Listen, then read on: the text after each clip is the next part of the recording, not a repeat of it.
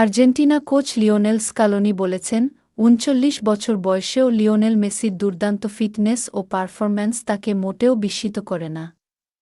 তার বিশ্বাস, যতদিন খেলতে চাইবেন, ততদিনই বিশ্বের সেরা ফুটবলার হয়ে থাকবেন। আর্জেন্টাইন অধিনায়ক রোববার ১২ জুলাই বাংলাদেশ সময় সকাল ৭টায় সুইজারল্যান্ডের বিপক্ষে বিশ্বকাপের কোয়ার্টার ফাইনালের আগে সংবাদ সম্মেলনে স্কালোনি বলেন, মেসি শারীরিকভাবে নিজেকে যেভাবে প্রস্তুত করেছেন, তার ফলই এখন মাঠে দেখা যাচ্ছে।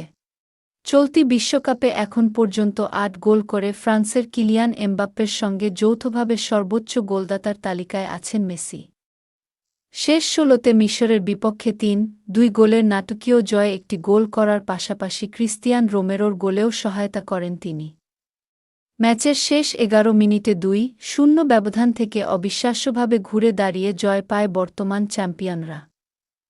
বিশ্বকাপ শুরুর আগে পেশির চোট কাটিয়ে ওঠা ইন্টার মায়ামি তারকাকে নিয়ে কিছুটা শঙ্কা থাকলেও স্কালোনি জানান, মাঠে তার দৌড়ঝাঁপে তেমন কোনো পরিবর্তন তিনি দেখেননি। স্কালোনি বলেন, প্রতিটি ম্যাচেই লিও প্রায় একই পরিমাণ দৌড়ায়। ফিটনেস কোচের সঙ্গে সে বিশেষভাবে কাজ করেছে এবং সেটার সুফল পেয়েছে। তবে পরিসংখ্যানের দিক থেকে খুব বেশি পরিবর্তন হয়েছে বলে মনে হয় না। তিনি আরও বলেন, সবচেয়ে গুরুত্বপূর্ণ বিষয় হল, খেলায় সে নিজের শতভাগ উজাড় করে দেয়। আর যখন সে সবকিছু দিয়ে খেলে এবং বুঝতে পারে যে প্রতিপক্ষের জন্য বিপদ তৈরি করতে পারবে, তখন সে যেন একেবারে একটি যন্ত্রের মতো হয়ে যায়। কোয়ার্টার ফাইনালে সুইজারল্যান্ডকে সহজ প্রতিপক্ষ ভাবছেন না স্কালোনি। তিনি বলেন, বিশ্বকাপে কোনো সহজ প্রতিপক্ষ নেই। সুইজারল্যান্ড খুবই শক্তিশালী দল।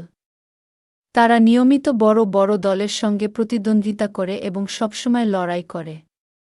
তাদের বিশ্বকাপের ঐতিহ্য আছে, অভিজ্ঞ খেলোয়াড় আছে এবং শারীরিকভাবেও তারা অত্যন্ত শক্তিশালী।